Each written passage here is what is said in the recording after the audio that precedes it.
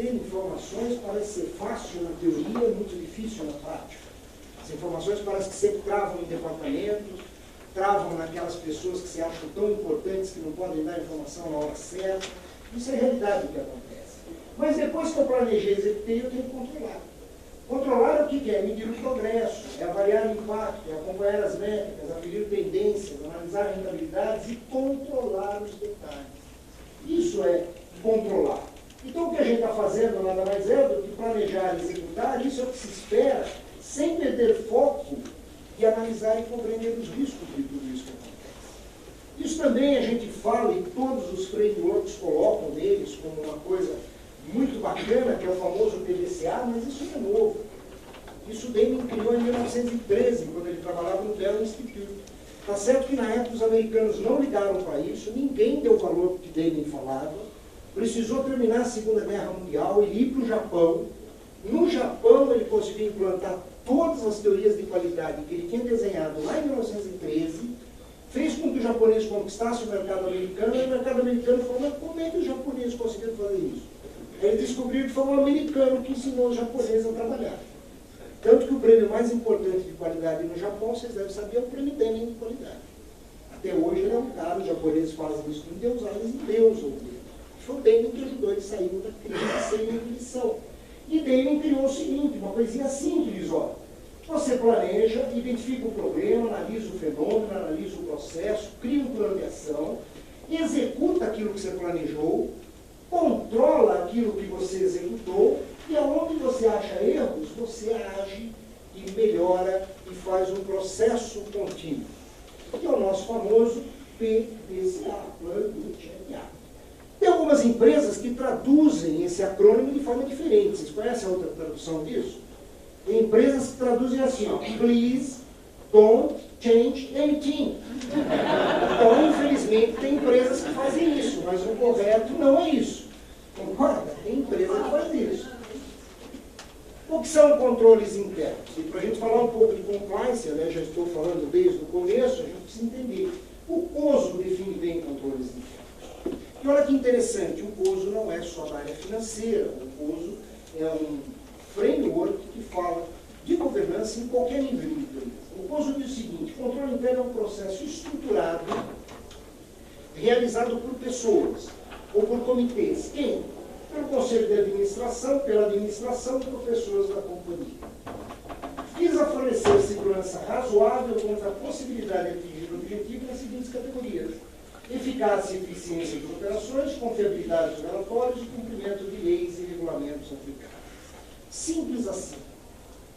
A Sarbanes-Oxley, a famosa SOX, ela tem lá uma tal de uma seção 404, que é o que deixa muitos executivos de cabelo em pé, que eles dizem o seguinte: todos os relatórios financeiros, eles têm que estar suficientemente claros e transparentes para que um auditor interno garanta a veracidade dos números, independente. O auditor independente, desculpe, foi um auditor interno independente, ele consiga comprovar que aquela empresa não está fraudando os seus investidores, não está fraudando nos seus números.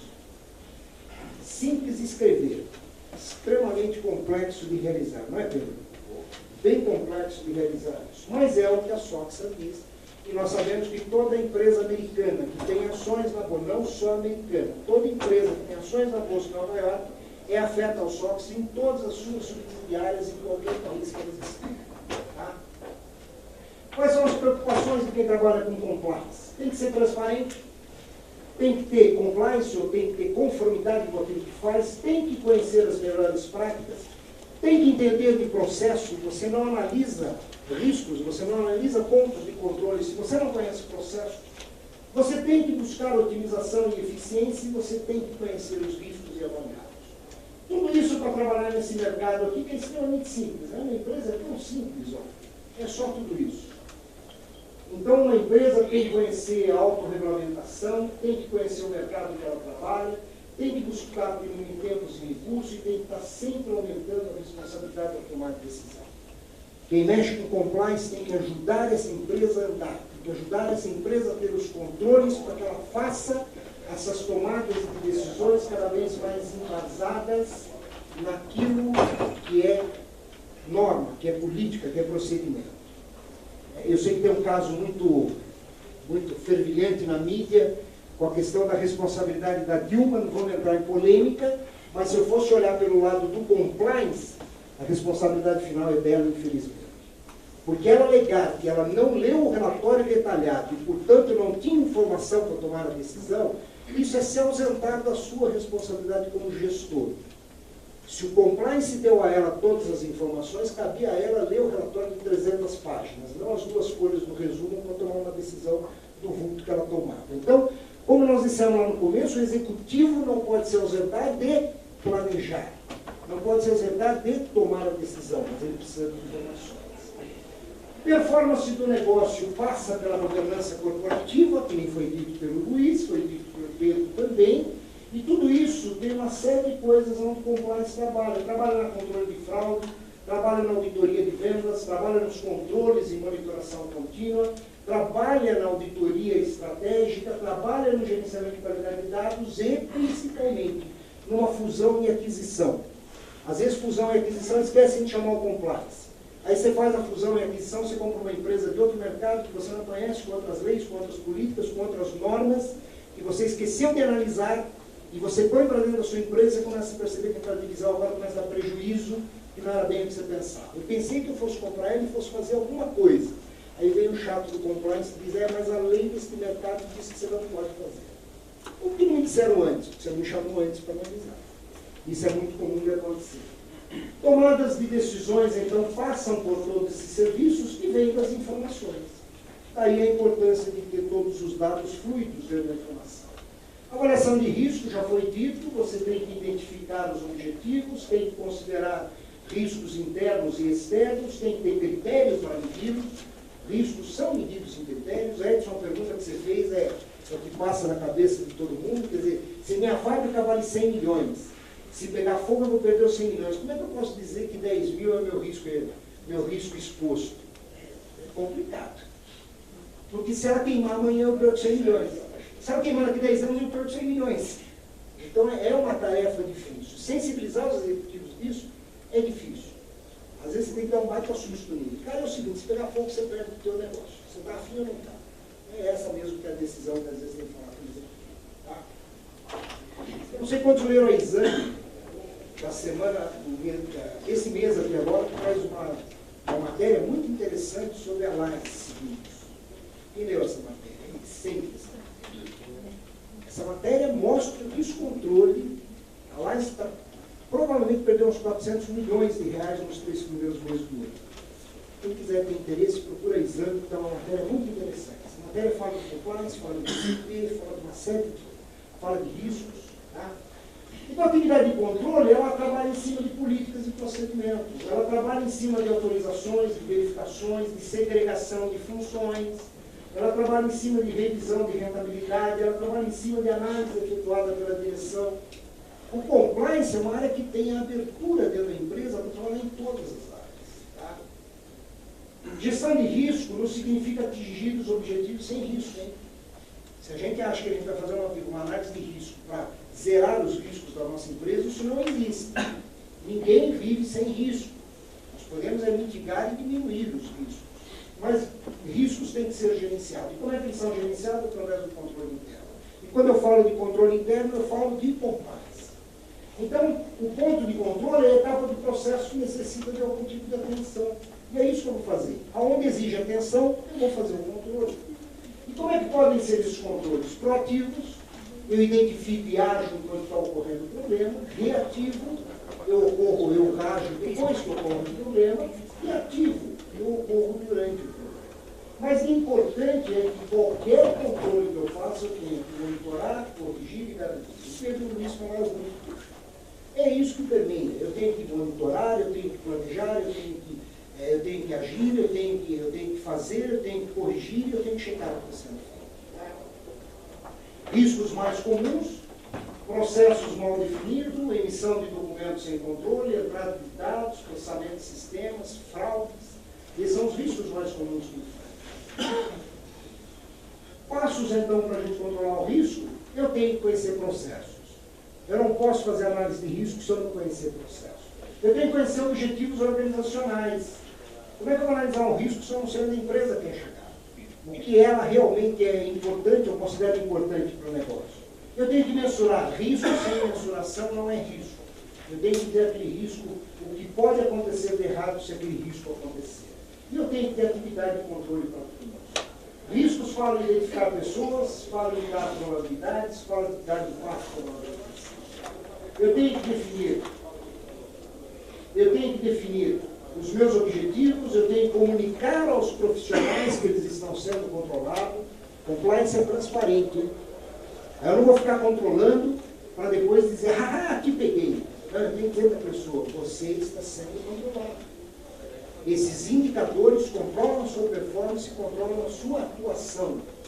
Compliance não trabalha na sombra, hein? Compliance tem que ser transparente. Ele não está lá para pegar o quadro, ele está lá para ajudar a empresa a trabalhar. É uma diferença muito grande. Monitoração contínua e revisão periódica e escolar. O que nós temos que analisar? Ativos humanos, ativos financeiros, físicos, propriedade intelectual, ativos de TI e ativos de relacionamento. Muito importante, pouca gente avalia ativos de relacionamento. Como é que é a minha identificação de marca? Como é que eu estou agindo com os meus clientes, com os meus fornecedores? Qual a imagem que meus clientes têm? Qual a imagem que meus fornecedores têm? Como é que as minhas unidades de negócio se relacionam internamente dentro do grupo e externamente com as áreas que elas atendem? Muito importante, muito comum, nós vemos grandes organizações com diversas áreas de negócio, que eles têm gerente de conta por área de negócio, eles são de uma mesma bandeira corporativa, mas dentro do cliente, cada unidade de negócio trata aquele cliente como se o cliente fosse dele. E aí, às vezes, na cabeça do cliente, você já parava para pensar, quem está atendendo é a corporação, mas um fala mal da divisão do outro, para ver se vende mais negócio. Então, a gente tem que ter cuidado com esses relacionamentos de marca. Isso pode trazer impacto no nome da empresa, no nome da corporação. Queria mostrar um filminho, alguns conhecem, porque isso daqui fala de percepção. E compliance fala muito de percepção, e nós não temos percepção errada daquilo que nós estamos fazendo.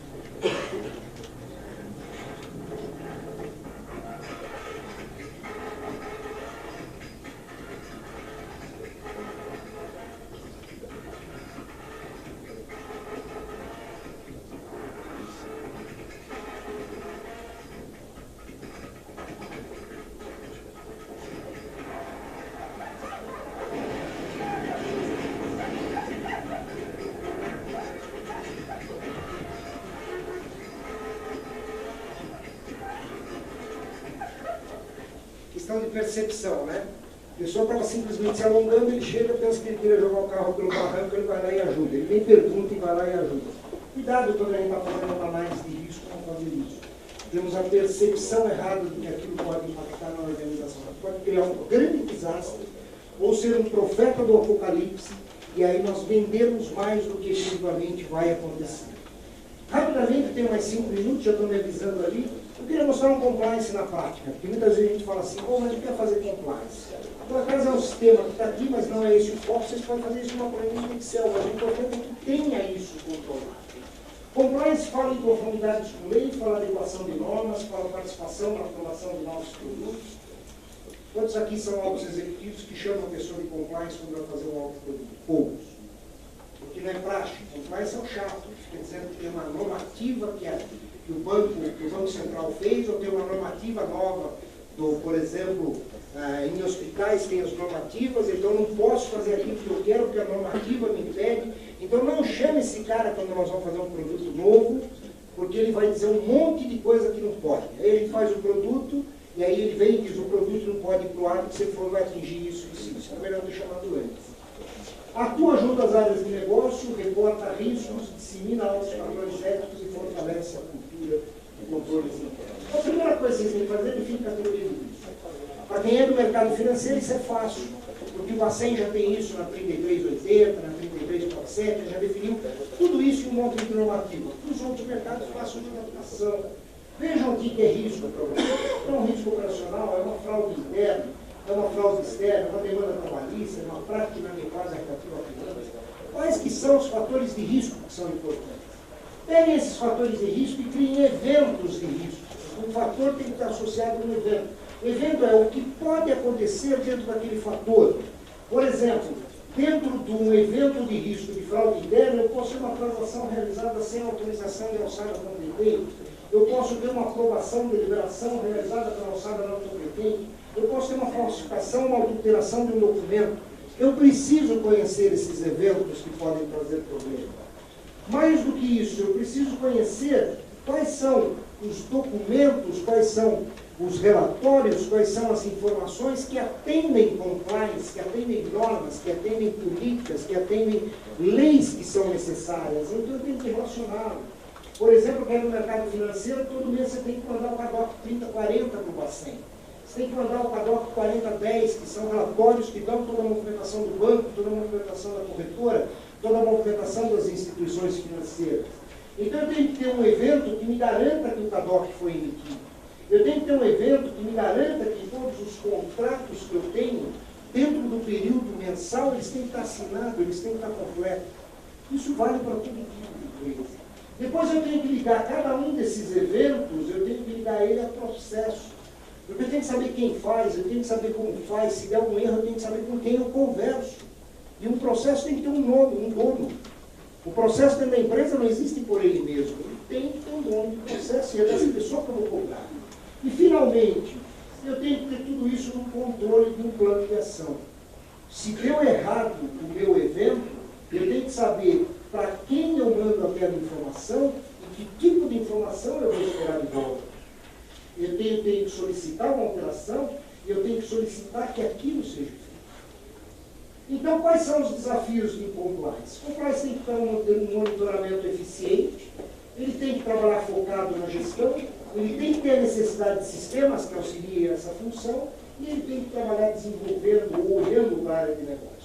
Por isso que os profissionais de compliance, eles devem cada vez mais ter o seu conhecimento aumentado e ter o seu conhecimento vinculado a produtos e negócios que a empresa faz. Isso é tão impactante, a gente está falando disso em 2014, que em 1960, a SEC já disse nos Estados Unidos que o compliance devia treinar e conhecer novos produtos e negócios. Quer dizer, se passaram aí 54 anos, e nós ainda estamos dizendo que precisa de uma pessoa que conheça isso. Então, um pouco atrasado. Estaríamos trabalhando menos e tendo mais rentabilidade se a gente fizesse algumas coisas. Bom, obrigado, era isso que eu queria passar para vocês. Se tiver alguma pergunta.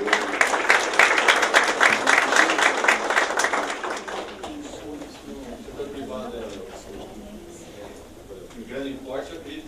Em grande porte, eu entendo que existe uma área de compliance. Em que área o compliance fica nas empresas de médio porte? Tem várias funções todo mundo.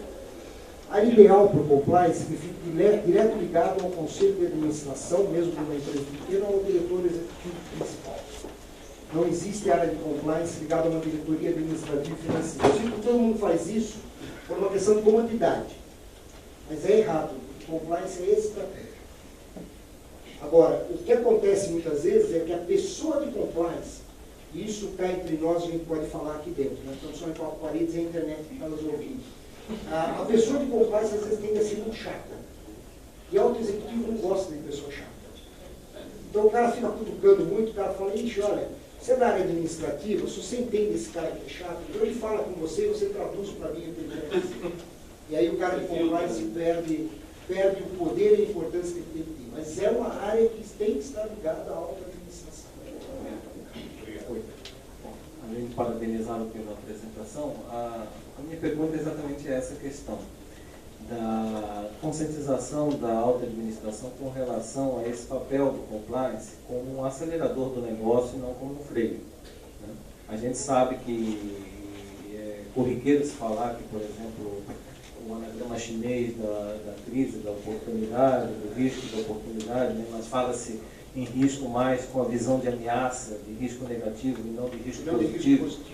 Né? E na prática é exatamente a visão que infelizmente os altos executivos têm da área de compliance é do cara chato, o cara que vai puxar o freio, né? Que vai dizer não às bobagens e às tolices que muitas vezes passam na cabeça deles, né?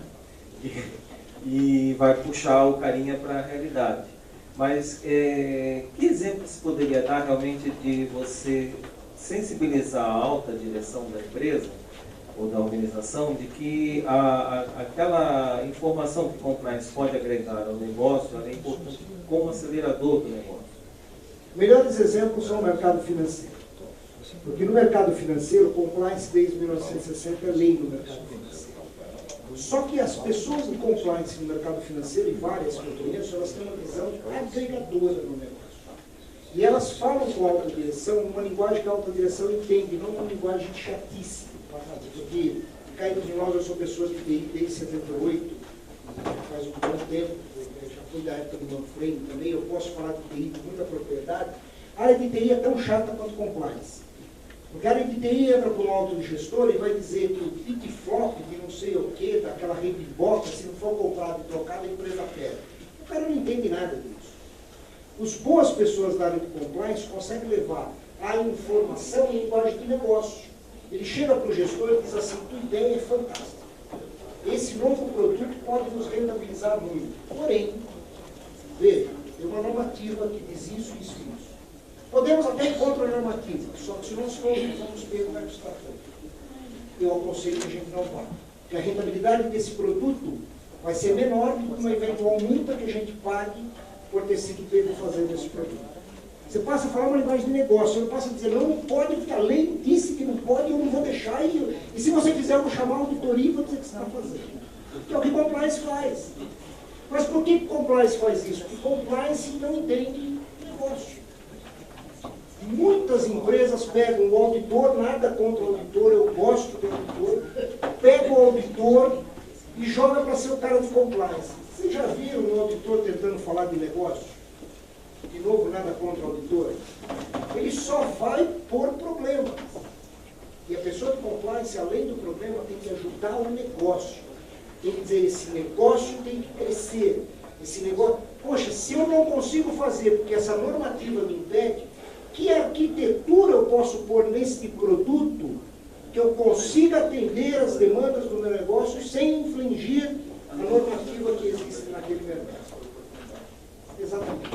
Agora, quem faz isso? Quem conhece negócio. Agora, você conhece uma pessoa que só conhece de procurar erro e quer que ele faça esse tipo de situação, não vai fazer.